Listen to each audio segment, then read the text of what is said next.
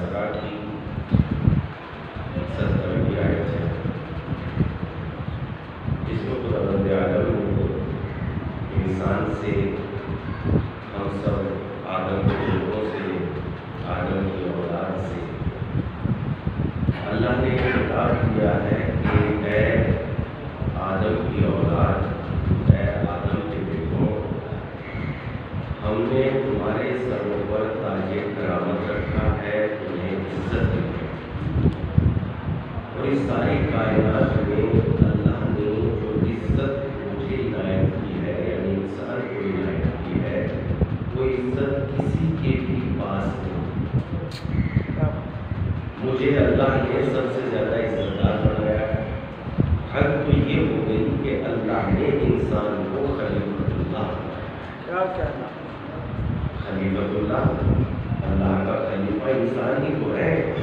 حضرت آدم علیہ السلام انسان ہے، حضرت امام علیہ السلام انسان ہے، پیغمبر اسلام انسان ہے، امیر المومنین تمام ائمہ انسان ہیں، اور ان سب کو پروردگار عالم نے انسان کی صورت میں بھیجا، تو انسانیت کا رتبہ اللہ نے کتنا بلند بنایا ہے کہ اپنے حبیب محمد مصطفیٰ صلی اللہ علیہ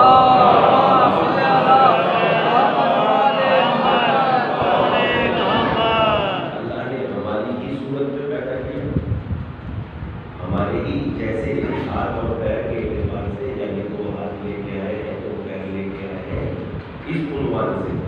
ورنہ خداوند عالم نے تو قرآن مجید میں صاف کہا ہے، ہم نے تمہیں مثلاً بشر بنایا ہے، مگر تمہارا امتیاز یہ ہے کہ اے پیغمبر تم پر وحی نازل ہوتی ہے، یعنی سب کے پاس وحی نازل نہیں ہوتی، نبی کے پاس وحی نازل ہوتی ہے۔ تو اب یہ لفظ کہ ہم جیسا ہے معاملہ ختم ہو گیا وحی کے نزول کے سلسلے کے ساتھ، کہ ہم جیسے ہیں معاملہ وحی کے نزول کے ساتھ ساتھ ہی ختم ہو گیا، اس لیے کہ سب پہ وحی نازل نہیں ہوتی۔ جبکہ قرآن مجید نے دوسری جگہوں پر بھی لفظ وحی کا استعمال کیا ہے، مگر وہاں پر وحی بمعنی الہام ہے، وہ وحی نہیں ہے جیسے پیغمبر اسلام پر، مثلا جیسے شہد کی مکھیوں کے بارے میں قرآن مجید میں ارشاد ہوتا ہے، اوحینا الی النحل، ہم نے نحل پر وحی نازل کی، یعنی شہد کی مکھی پر ہم نے وحی نازل کی۔ اور واقعی جب اللہ کی مخلوق کے بارے میں غور کرتے ہیں تو اسی شہد کی مکھی کے بارے میں پورا سورہ مبارکہ نحل قرآن مجید میں موجود ہے۔ جب ہم اس میں پڑھیں اور غور کریں تو دیکھیں کہ ان کی خصوصیات کیا بیان کیے گئے ہیں قرآن مجید میں۔ یہ بہت دور دراز تک نکل جاتی ہیں، اپنے گھروں سے، اپنے چھتوں سے بہت دور دراز تک نکل جاتی ہیں، اور ان میں اللہ نے ایسی صلاحیتیں پیدا کی ہے کہ یہ اڑتی اڑتی راستے میں نشانیاں پیدا کرتی چلی جاتی ہیں، یعنی میں نے کہاں سے سفر شروع کیا تھا اور مجھے واپس لوٹ کے کہاں جانا ہے۔ اور ان میں ایسے اللہ نے خصوصیت پیدا کی ہے کہ یہ کبھی گندگی پہ نہیں بیٹھتی، ہمیشہ جب بھی بیٹھتی ہے پاکیزگی پہ ہی بیٹھتی ہے۔ اور انہیں یہ بھی اللہ نے بتایا ہے کہ کون سے پھل سے تمہیں رس لینا ہے اور کون سے پھل سے تمہیں رس نہیں لینا۔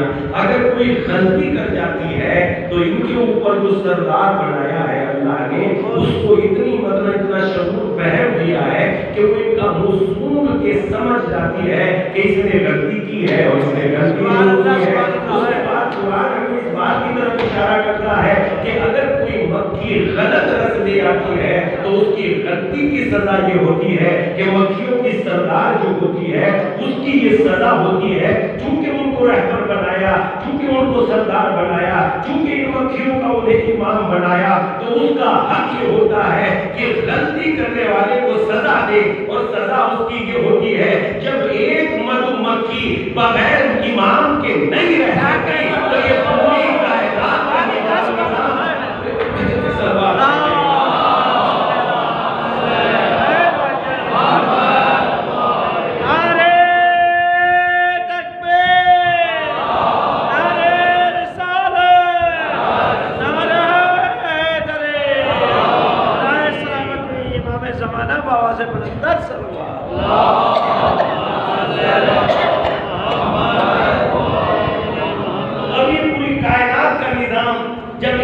ہر چیز کے لیے. آپ اسی طریقے سے چونٹیوں میں دیکھ لیجیے، ان میں بھی ایک بہت زبردست اس طریقے کی سردار ہوتی ہے جو انہیں مثلا گائیڈ کرتی ہے. قرآن مجید میں اس کا بھی تذکرہ ہے، نہج البلاغہ میں بھی اس کا ذکر ہے، چونٹی کا تذکرہ نہج البلاغہ میں بھی. اور امام علیہ السلام ایک نصیحت کے طور پر انسان کو ایک عقل و فکر و شعور دیتے ہوئے کہتے ہیں، کیا تم نے غور نہیں کیا یہ چھوٹی سی کیڑی، چھوٹی سی چونٹی جس کا زمین پر وجود دیکھنا بھی دشوار ہو جاتا ہے، آپ اس کے وجود کو نہیں دیکھ سکتے، مگر اس میں بھی اتنا شعور، اتنی فہم ہے کہ یہ گرمیوں کا رزق سردیوں میں جمع کر لیتی ہے اور سردیوں کا رزق گرمیوں میں جمع کر لیتی ہے، اور اپنے گھر کو زمین کے اندر جب بناتی ہے تو اس انداز میں بناتی ہے کہ بارش جب برسے گی تو پانی اس کے گھروں میں نہ داخل ہو جائے، اور اس طریقے سے بناتی ہے.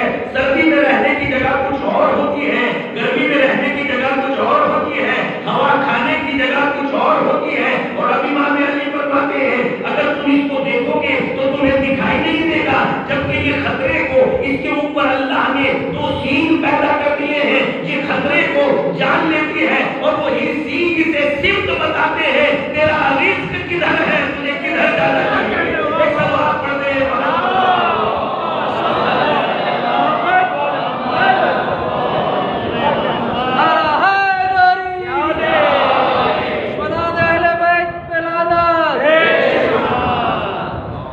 وہی بتاتے ہیں تجھے کدھر جانا چاہیے. یہ خطرے کو محسوس کر لیتی ہے. اچھا مولوی صاحب آپ نے کہا یہ چونٹی خطرے کو محسوس کر لیتی ہے، کوئی دلیل ہے آپ کے پاس کہ ویسے ہی بہت لمبی چوڑی تقریر کر رہے ہیں؟ ہاں بھائی قرآن سے بڑھ کے کیا دلیل ہو سکتی ہے، مگر یہ قرآن کافی نہیں ہو سکتا جب تک کہ صاحب قرآن کے نوازے نہیں ہوگے. قرآن کو وہیں سے لینا پڑے گا جس کے گھر نازل ہوا ہے، اس لیے کہ راز کی باتیں ہر کسی سے نہیں ہوتی، راز کی باتیں رازداروں سے ہوتی ہے، اور مجھے اللہ نے اپنا رازدار نہیں بنایا، محمد و آل محمد کو اللہ نے رازدار بنایا ہے. ان سے پوچھو تو وہ بتائیں گے، ان سے پوچھو. اگر میرا بچہ بیمار ہو گیا، الحمدللہ صحت مند ہے، مجھے آپ سے کوئی چندہ نہیں چاہیے،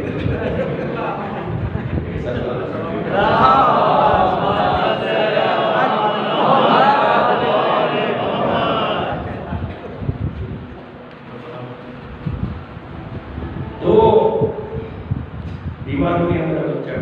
مثال بومبے میں 5 مالوں کے لوگ رہتے ہیں. میں واکنگ جاب کی سے یہ نہیں کرتا کہ 5 مال کو دھرتا کرتا ہوں، کیا کرتا ہوں بہت ہو گیا. بس میرا گھر بھی 5 مہینے کے ہے. میں اپنے بچے کو گود میں لیا اور نیچے اترا. سب سے پہلے روڈ پہ مجھے ایک ٹیکسی والا ملا. میں نے کہا بھائی میرا بچہ بیمار ہے، ذرا تو دوائی دے. بچے کی محبت میں شاید ذہن کا توازن ہو. میں ٹیکسی والا ہوں، میں دوائی نہیں دے سکتا، میں اس کو پکڑ کے نہیں، میں تو آپ سے ہی دوائی دوں گا. تو 2-4 لوگوں کو اور بلا دے گا کہ دیکھو بیچارہ بچے کی محبت میں مولوی صاحب تھوڑا سا دماغی توازن گر گیا ہے، میں ٹیکسی والا ہوں، کیسے اسے دوائی دے سکتا ہوں. اس سے میں چھوٹے اس نے مجھے جو ہے میں آگے بڑھ گیا، اور پھر میں نے دیکھا کہ ایک بائک سدھارنے والا مثلا اس طریقے سے چابی گھما رہا ہے.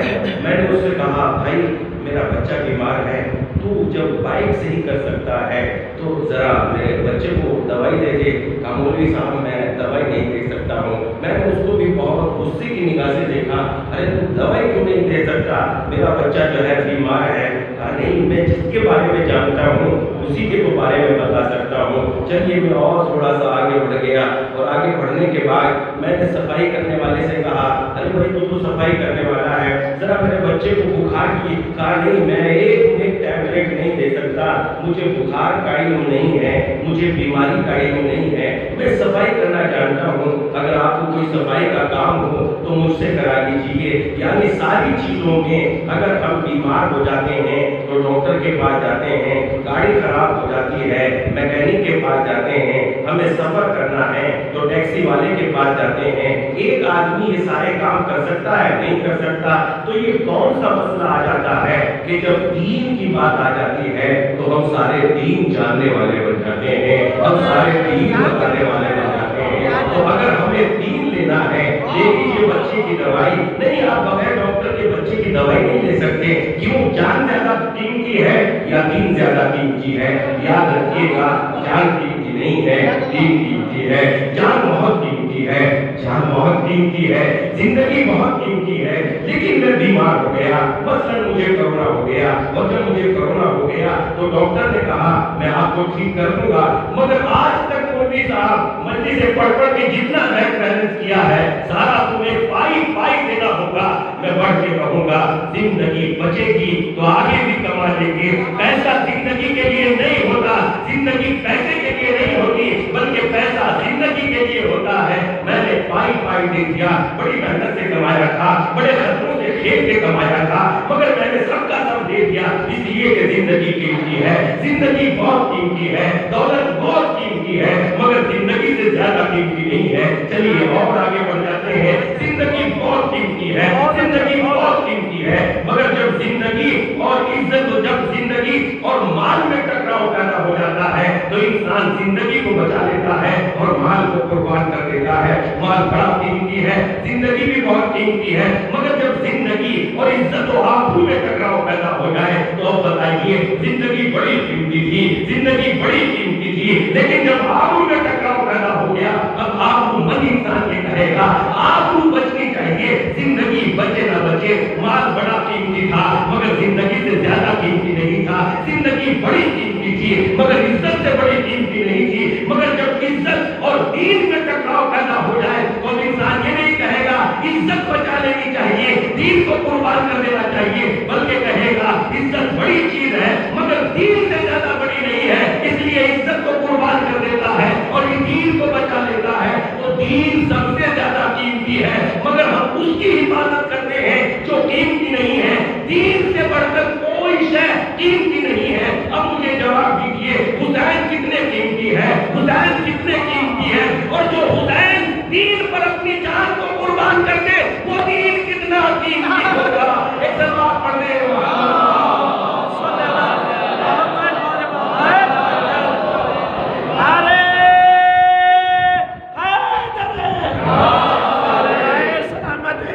زمانہ آواز بلند ہے سلوات.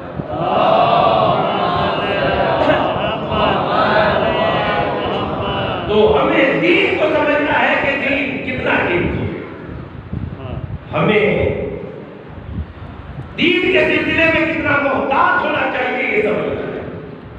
ہم سر جوڑ کے بیٹھیں, غور کریں کہ واقعاً ہم دین کے تھوڑے سے بھی کام آ سکتے ہیں. اگر ہم دین کے تھوڑے سے بھی کام آ سکتے ہیں تو ذرا غور کریں دین کی جگہ ہماری زندگی میں کہاں ہے, ہم دین کو کس طریقے سے اختیار کیے ہیں, ہمیں سوچنا چاہیے. اگر ہم نہیں سوچ رہے ہیں, ہم نہیں غور کر رہے ہیں تو ہماری زندگی ایک جانور سے زیادہ نہیں ہو سکتی. قرآن مجید نے خود ان باتوں کو پیش کیا ہے. قرآن نے انسان کو کتنا عظیم بتایا, کتنا عزت دار بتایا.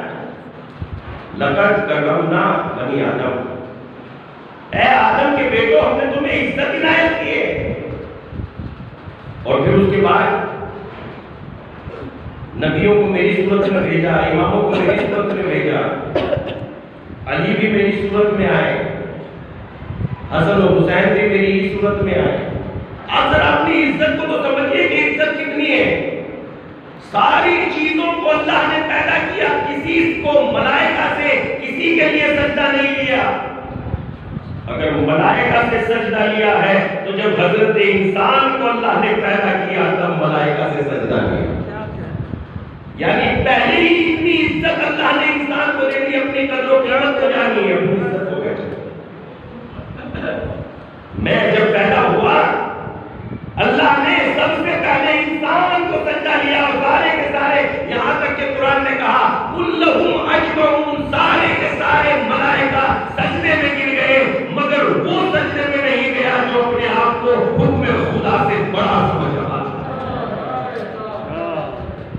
جو خود کو اوپر خدا سے بڑا سمجھ لیتا ہے وہ سب سے چھوٹا بن جاتا ہے.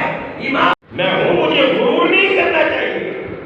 میں چھوٹا بن کے زندگی گزاروں، اور جب میں خدمت کروں گا بندگان خدا کی چھوٹا بن کے، تو بندگان خدا اپنے سر کا تاج بنا لیں گے مجھے. امام علی نے فرمایا رئیس القوم خادمہم، قوم کا رئیس وہ نہیں ہوتا جو قوم کو لوٹ کے غنی بن جائے. قوم کا رئیس تو وہی ہوتا ہے جو بیت المال میں مصلی بچھا کے جھاڑو دے کے یہ کہہ دے پروردگارا تیرے لیے بھرا تھا، تیرے ہی لیے بیت المال کو خالی کر دیا.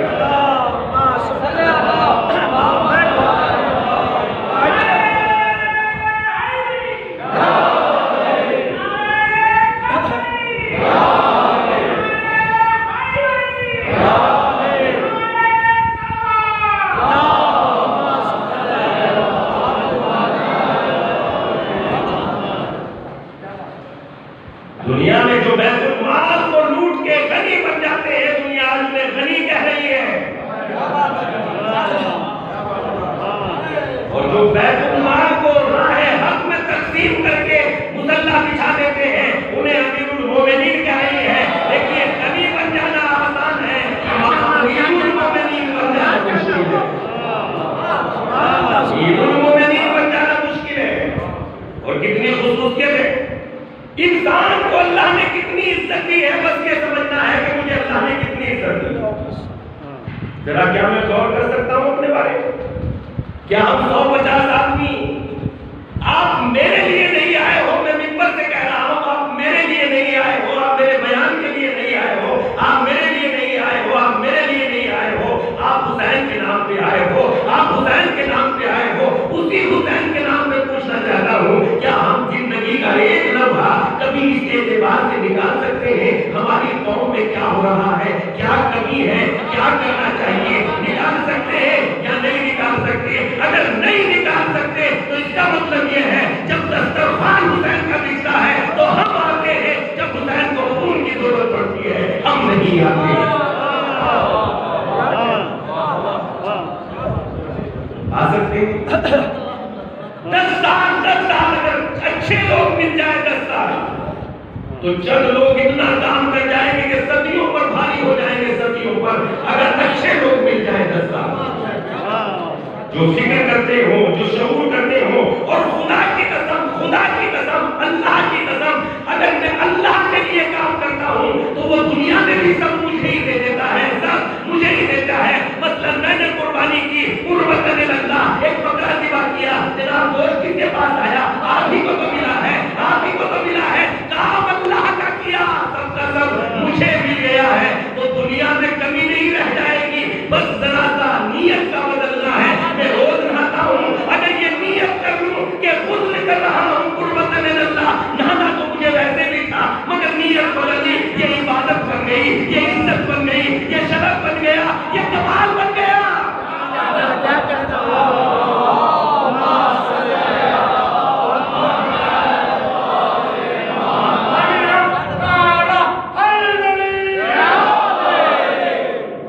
بس تھوڑا سا مجھے، بس یہاں سے تھوڑا سا اپنے آپ کو بدلنا ہے، بس تھوڑا سا مجھے بدلنا ہے. مثلا میں نے بے ایمانی کی، مال مجھے مل گیا، میں نے بے ایمانی کی. ارے بے ایمانی کرنے کی کیا ضرورت ہے جب خدا نے قرآن مجید میں کہہ دیا ہے وَمَا مِن دَابَّةٍ فِي الْأَرْضِ إِلَّا عَلَى اللَّهِ رِزْقُهَا.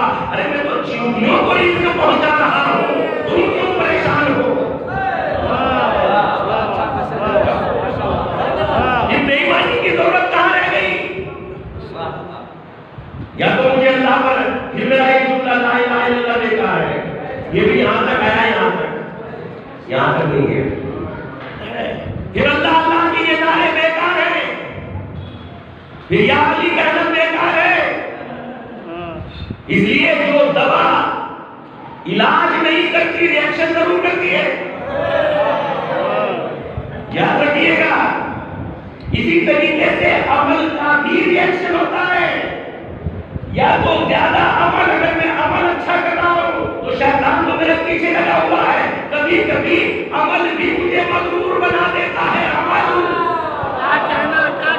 کبھی کبھی نیکیاں بھی مجھے مغرور بنا دیتی ہے. جیسے ایک پڑھتے پڑھتے کہنے لگا ارے یار جنت تو مل ہی جائے گی، جنت مل جائے گی۔ اللہ نے بھی چاہا کہ اس کو تھوڑا سا سبق سکھا دے، اور یہ بھی پروردگار عالم کا کمال قدرت ہے، اگر میری گناہوں پہ وہ مجھے دنیا میں سزا دے دے یہ اس کی رحمت ہے۔ خدا کی قسم یہ رحمت ہے، اگر میرے گناہوں پر وہ مجھے دنیا میں سزا دے دے تو یہ میرے لیے رحمت ہے، اس لیے کہ دنیا میں پردے پڑے رہیں گے۔ قیامت جانتے ہو کس کو کہتے ہیں؟ قیامت نام ہے اس جگہ کا جہاں میری ہر نیت وجود اختیار کر لے گی، ہر نیت۔ اگر میں بے ایمان تھا تو بے ایمانی کی صورت، اگر میں دوسروں کو نقصان پہنچانے والا تھا تو بندر کی صورت، اگر میں بے حیا تھا تو سور کی صورت۔ آج یہ باتیں واضح ہو جائے، قیامت ہے کیا؟ دنیا جو جگہ ہے یہ دنیا، اس میں اتنی قابلیت نہیں ہے کہ میرے ہر عمل کی جزا یا سزا اس دنیا میں دے دی جائے، اس دنیا میں اتنی قابلیت نہیں ہے۔ آخرت کو اس کا بھی بنایا تاکہ ہر عمل کی جزا اس کے عمل کے اعتبار سے دے دی جائے۔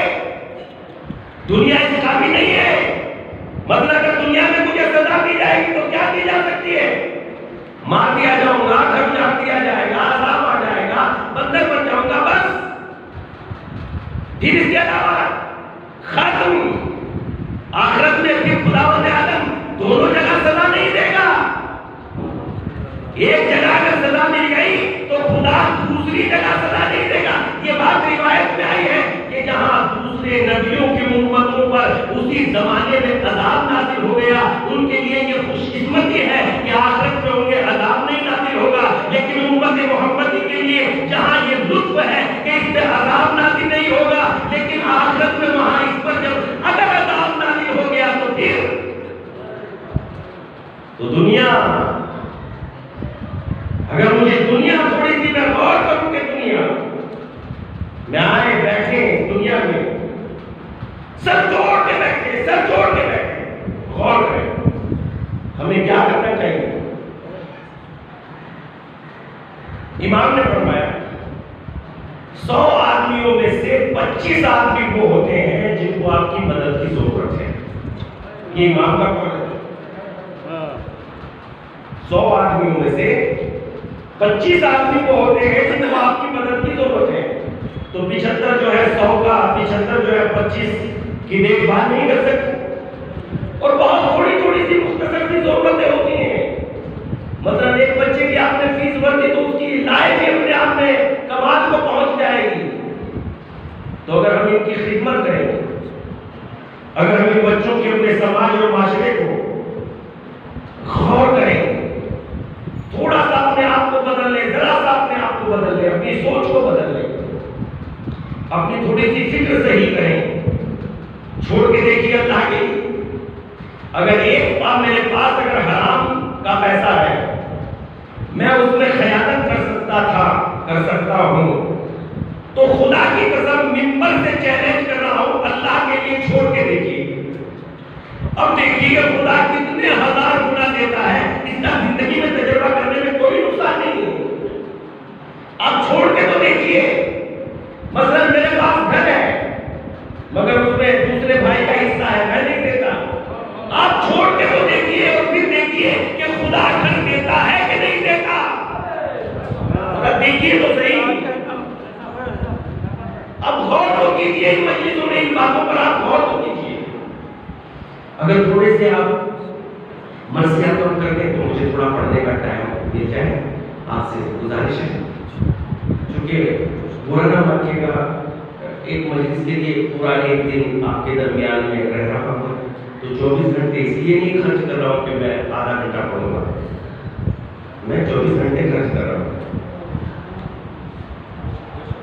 تو میرے 24 گھنٹے کا ذرا سا خیال رکھیے گا۔ آپ بھی ٹائم دے رہے ہیں تو مجھے کم سے کم 24 گھنٹے کو 1 گھنٹہ تو ملنا چاہیے، ملنا چاہیے کہ نہیں ماننا سے۔ اور پھر آپ کو صحیح بات بتائی جائے تو آپ لڑنے لگتے ہیں، آخر لڑتے کیوں؟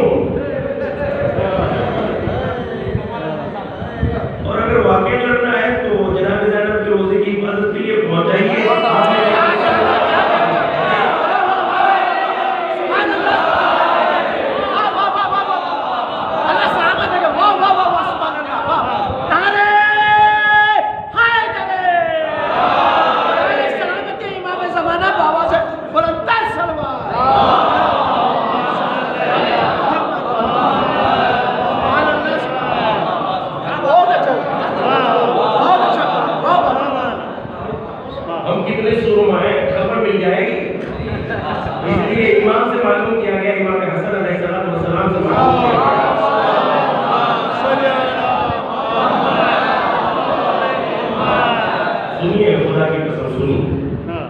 امام سے پوچھا گیا، معلوم کیا گیا آقا جاہل کون ہے؟ امام نے فرمایا جس سے اپنوں کو نقصان پہنچے اور دوسروں کو فائدہ پہنچ جائے وہ جاہل ہے. جس سے اپنوں کو نقصان پہنچے اور دوسروں کو فائدہ پہنچ جائے وہ جاہل ہے. اس لیے کہ مجھے پتا ہے کہ یہ تو میرے اپنے ہیں، یہ مجھے سبق نہیں سکھائیں گے.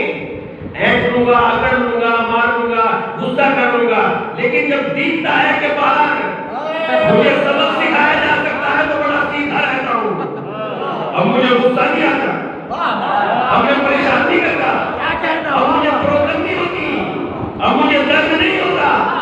پھر پیغمبر اسلام سے فرمایا، پیغمبر اسلام سے پوچھا مولا آقا شجاع کون ہے، بہادر کون ہے؟ تو امام نے یہ نہیں فرمایا، امام علی کی بات ہے، امام نے یہ نہیں فرمایا بہادر وہ ہے جس کے بازو میں بڑی طاقت ہو، بہادر وہ ہے جس کے سینے میں بڑی طاقت ہو، بہادر وہ ہے جو بڑھ بڑھ کے حملہ کرتا ہو. امام نے فرمایا بہادر وہ ہے من غلبہ، یعنی بہادر وہ ہے جو خود پر اپنے اوپر غلبہ پانے، وہ بہادر ہے.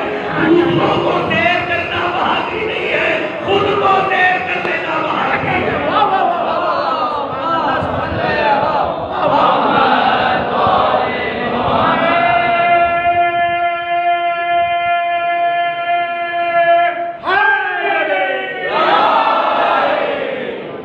دوسروں کو دیر کرنا کمال نہیں ہے، بہادری نہیں ہے.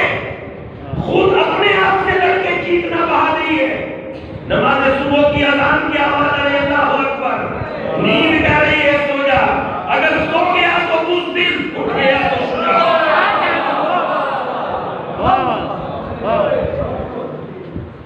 جوانی کہہ رہی ہے کہ خوبصورتی سامنے، نگاہیں جھکا لی تو شجاع، جوانی تو بزدل. مال کہہ رہا ہے کہ بہت ہے مگر حرام کا ہے، چھوڑ دیا تو شجاع اور لے لیا تو بزدل. بزدل وہ ہے جو اپنے نفس پر اگر غالب نہ آ سکے تو بزدل ہے، وہ بہادر نہیں ہے. پھر پیغمبر اسلام سے پوچھا اے اللہ کے نبی بہادر کون ہے؟ ہمارے معاشرے میں، ہمارے سماج میں سب الٹا ہوتا ہے. اے کاش کہ ہم سیدھے طریقے سے دین کو سمجھ لیں. میں نے رات 5 بجے کی مجلس میں، کل کی مجلس میں ایک بات کہی تھی اور وہ بہت عمدہ بات تھی، مجھے خود بھی پسند آئی. اور کتنی ہی بات ایسی ہوتی ہے جو ممبر پہ یاد آتی ہے، ممبر پہ سمجھ میں آتی ہے، اللہ کی جانب سے عطا ہوتی ہے. کتنی ہی باتیں ایسی ہیں کہ جو ذہن میں بھی نہیں آتی مگر ممبر پہ آنے کے بعد ذہن کھلتا جاتا ہے. کل میں نے ایک بات کہی، میرا بچہ مثلاً بھوکا ہے، میں کہنے لگا اسے میرے بیٹے دیکھے دیگچی چڑھ رہی ہے، کتنی خوبصورت دیگچی ہے. ہاں بابا دیگچی چڑھ رہی ہے مگر بھوک تو نہیں مٹ رہی نا. بیٹا دیکھو آگ بھی چل رہی ہے. کہا نہیں میں بابا ٹھیک ہے آگ چل رہی ہے مگر بھوک تو نہیں مٹ رہی نا. دیکھو بیٹا کتنی خوبصورت دیگچی ہے، کتنی بہترین چولہا ہے، کتنا بہترین گیس سلنڈر ہے. کہا بابا وہ ساری باتیں ٹھیک ہے مگر بھوک تو کھانے سے مٹے گی، باتوں سے نہیں مٹے گی. میں نے یہی بات کہی تھی. شاید ہم نے بھی مذہب اتنا ہی سمجھ لیا، علی کا ذکر کریں گے، علی کا نام لیں گے، سبحان اللہ کریں گے، واہ واہ کریں گے، یہ ساری باتیں اپنی جگہ، مگر علی فائدہ تبھی پہنچائیں گے جب ان کی سیرت میری سیرت میں آ جائے، ان کا کردار میری کردار میں آ جائے.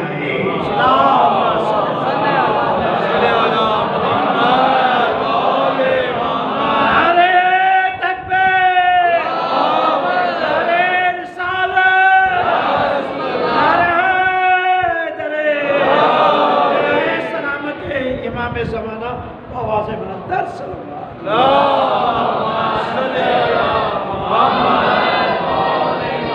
آپ کے پاس کوئی اور طریقہ ہو، جوانوں کے پاس، بزرگوں کے پاس کوئی اور طریقہ ہو تو مجھے بتا دیجیے. اگر کوئی اور طریقہ ہو، جتنی بھی عقلی دلیلیں ہیں سب لے لیجیے.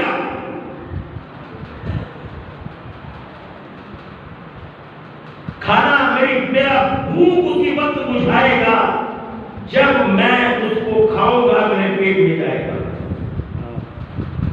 اس کے علاوہ کوئی طریقہ نہیں. کوئی سمجھا سکتا ہے مجھے اس کے علاوہ کوئی طریقہ ہے؟ کھانے کے اوپر جو گرم گرم بھاپ اٹھتی ہے وہ میری بھوک بجھا سکتی ہے. ایک بچے کو قائل نہیں کر سکتے ہم لوگ. اگر بچے کو کہا جائے بیٹا کھانا نہ جو بھاپ اٹھ رہی ہے یہ کھا جاؤ. اب آپ مطلب عقل کی بات کر رہے ہو. ہمیں کیا ہو گیا ہے؟ ہماری مجلسیں کہاں جا رہی ہے؟ ہماری قوم کہاں جا رہی ہے؟ ہمارے شورا کیا کہہ رہے ہیں؟ قبر میں جب پوچھے تم سے ملک تو کچھ نہ کہنا، علی علی کہنا. کہاں جا رہے ہیں؟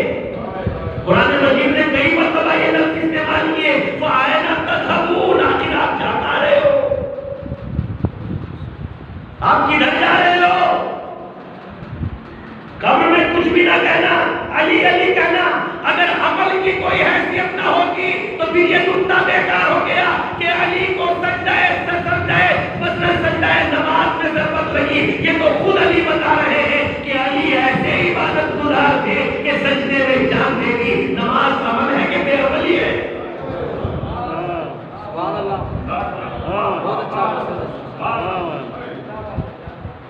نماز عمل ہے.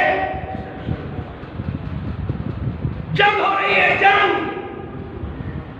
میرے جیسا ایک خود پسند انسان جسے عمل نہیں کرنا باتیں کرنی ہے، میں آیا علی کی خدمت میں، یا علی یا علی یا علی، ہم تو جیت جائیں گے. امام نے کہا تم کیسے جیت جاؤ گے؟ کہا یا علی آپ ہمارے ساتھ ہیں تو ہم نہیں جیتیں گے. امام نے فرمایا میرے ساتھ ہونے سے جنگ نہیں جیتی جائے گی. قبضہ شمشیر پہ ہاتھ ڈال اور تلوار چلا، اس لیے کہ محفوظ پیغمبر اسلام کے ساتھ ہوتے تھے اور ہاتھ ڈایا کرتے تھے. کیا جنگ احد کا ماجرا نہیں دیکھا؟ جنگ احد میں کیا ہوا تھا؟ پیغمبر اسلام کے دندان مبارک پر چوٹ آئی تھی کہ نہیں آئی تھی؟ تو علی علی عمل عمل جب تک علی کے ساتھ. ہاں یہ بات ہے کہ جب علی کے ساتھ عمل جڑ جائے گا تو قوت پیدا ہو جائے گی، طاقت پیدا ہو جائے گی، عزت پیدا ہو جائے گی. ورنہ اگر دونوں کو الگ الگ لیا، عمل کو الگ کر دیا، علی کو الگ کر دیا، تضاد پیدا ہو جائے گا. دیکھو اتحاد پیدا پہنچاتا ہے، تضاد تو نقصان پہنچاتا ہے. عمل عمل عمل عمل. ورنہ اگر عمل کی کوئی بات نہ ہوگی تو قرآن مجید نہ کہتا وَالْعَصْرِ إِنَّ الْإِنسَانَ لَفِي خُسْرٍ إِلَّا الَّذِينَ آمَنُوا وَعَمِلُوا الصَّالِحَاتِ. تمام لوگ نقصان میں ہیں مگر وہ جنہوں نے اعمال صالحہ بجا لائے وہ نقصان میں نہیں ہے. عمل صالحہ کیا ہے؟ خود قرآن مجید میں ایک جگہ بات ہوئی. قرآن مجید سورہ مبارکہ زمر کی 5ویں 6 آیت میں شاید کہتا ہے کہ کچھ لوگ وہ ہیں جو صاحبان علم ہیں، کچھ لوگ وہ ہیں جو جاہل ہیں، اور کچھ لوگ وہ ہیں جو اولو الالباب ہیں. امام سے معلوم کیا مولا عالم کون ہے، جاہل کون ہے؟ امام نے فرمایا علماء تو ہم ہیں، اہل بیت علیہ السلام. اور جاہل کون ہے؟ کہا ہمارا دشمن. کہا اولو الالباب کون ہے؟ فرمایا ہمارے شیعہ. ہمارے شیعہ اولو الالباب ہے، صاحبان عقل ہے. تو ہمیں اسی عقل کی روشنی میں اپنی زندگی کو دیکھنا ہے کہ ہم کہاں جاتے ہیں. ہمیں عمل کے اعتبار سے اپنے آپ کو صاف ستھرا کرنا ہے. جب ہم عمل کے اعتبار سے مضبوط ہو جائیں گے، خدا کی قسم اگر چند لوگ یہیں سے پیدا ہو جائیں، میری پچھلے سال کی بھی مجلس سے یہی تھی، میں اس کے علاوہ پڑھنا چاہتا ہوں. تو اگر ہماری فکر صحیح ہو جائے، ہماری سوچ صحیح ہو جائے، ہم تھوڑا سا اپنے آپ کو بدل لیں یہاں سے، تو روایت میں آیا ہے کہ تھوڑی دیر کی فکر ہزاروں سال کی عبادت میں بہتر ہے.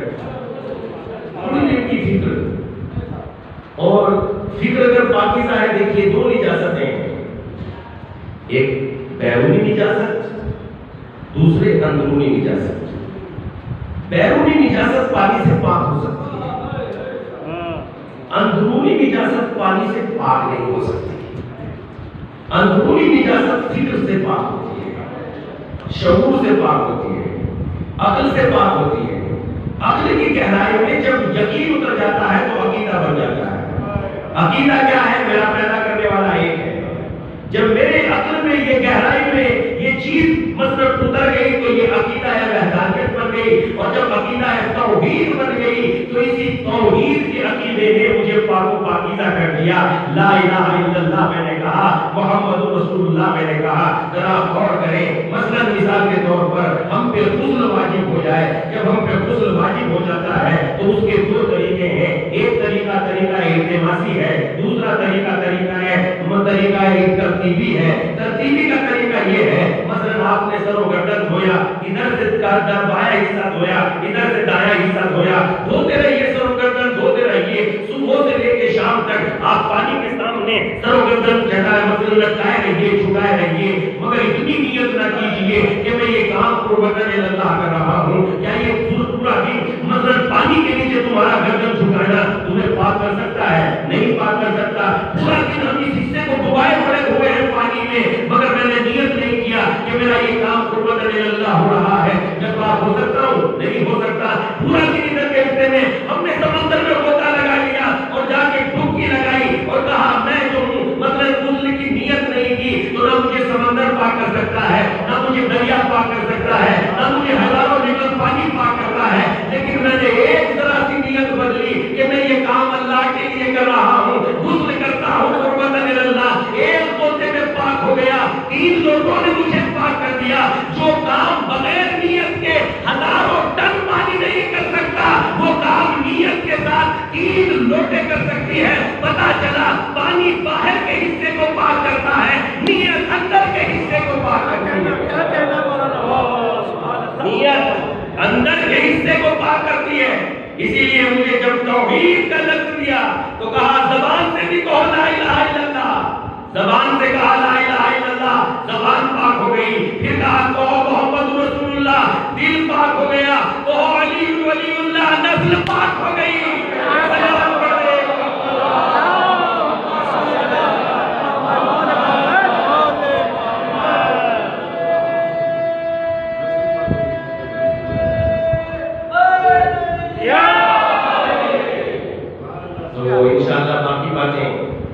تو یہ شجاعت ہے، ہمت ہے۔ اگر میری تھوڑی سی عقل و شعور، میں تھوڑا سا اپنے آپ کو بدلوں، تھوڑی سی فکر کروں، بس تھوڑی سی، بہت اچھا انسان بن سکتا ہوں اگر میں تھوڑی سی فکر کروں۔ اگر میں تھوڑا سا شعور استعمال کروں تو ملائکہ میرے قدموں کے نیچے پر بچھائیں گے خدا کی قسم۔ اگر میں تھوڑی سی فکر استعمال کروں، ذرا سی فکر جو استعمال کرتا ہے وہ اتنا بڑا ہو جاتا ہے، اتنا بڑا ہو جاتا ہے، اتنا بڑا ہو جاتا ہے کہ اس کی بڑائی کو پھر کوئی چھوٹائی میں نہیں بدل سکتا۔ اور فکر کا نام ہی امام کے حکم کے سامنے سر جھکانے کا نام ہی تو عباس ہے۔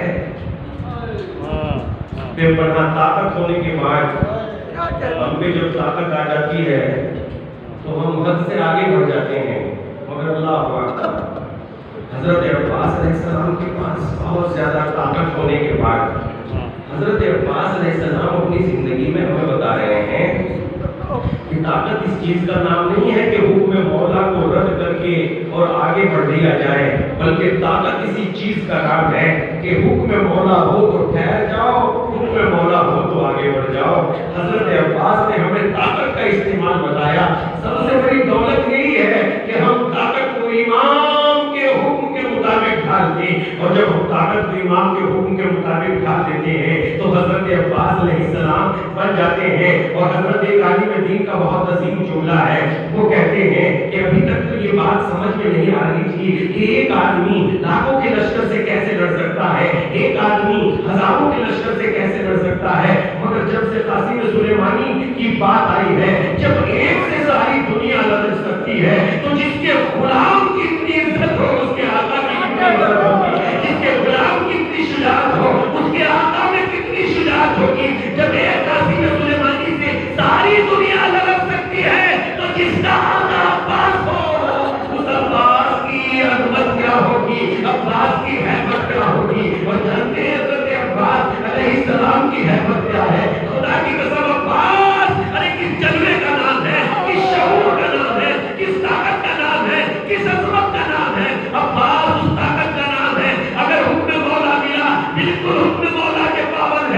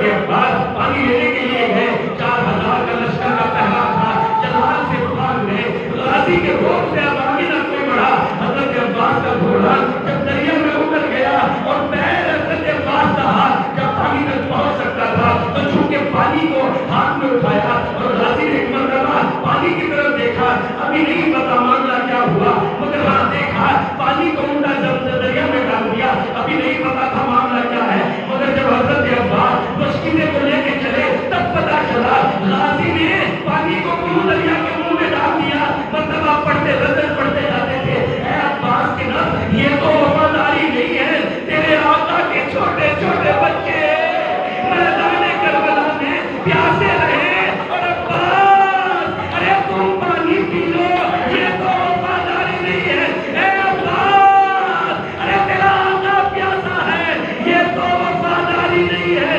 آقا پیاسا رہ جائے اور عباس پانی پیے، اے عباس یہ تو وفاداری نہیں ہے۔ عباس کتنے وفادار تھے، مولا پر اپنی جان کو قربان کر دیا۔ اللہ لعنۃ اللہ قول تعلمون سیعلم الذین ظلموا ایام منقلبین ینقلبون۔ پروردگارا جو واسطہ محمد وال محمد کا ہماری مختصر سی عبادت کو قبول فرما، روزگاروں کو روزگاری عنایت فرما، پریشان والوں کی پریشانیوں کو دور فرما۔ پروردگارا جو واسطہ محمد وال محمد کا جہاں جہاں بھی انسان بستے ہیں اس بیماری سے انہیں محفوظ فرما۔ پروردگارا ہمیں سوچنے سمجھنے اور آپس میں بیٹھنے اور قوم کے لیے غور و فکر کرنے کی توفیق عطا فرما۔ اگر ہماری بچی غربت کی وجہ سے غلط راہ اختیار کر لیتی ہے تو ہم سب ذمہ دار ہیں، مالک ہمیں یہ شعور عنایت فرما۔ پروردگار اپنی قوم و ملت کا درد ہمارے سینوں میں پیدا فرما۔ پروردگار اسلام کی خدمت اور اس پر عمل کرنے کی توفیق عنایت فرما۔ مالک ہمارے جوانوں کو شعور عنایت فرما، ہمارے جوانوں کو علم دین پہلے دین کو سمجھنے کی توفیق عنایت فرما۔ پروردگار ہم دین کے لیے بھی تھوڑا سا مطالعے کا وقت نکالنے ایسی توفیق عنایت فرما۔ پروردگار کے واسطہ محمد والے محمد کا جن مرحومین کی طرف سے مجلس کی گئی ہے ان کو جوار رحمت میں جگہ جائے۔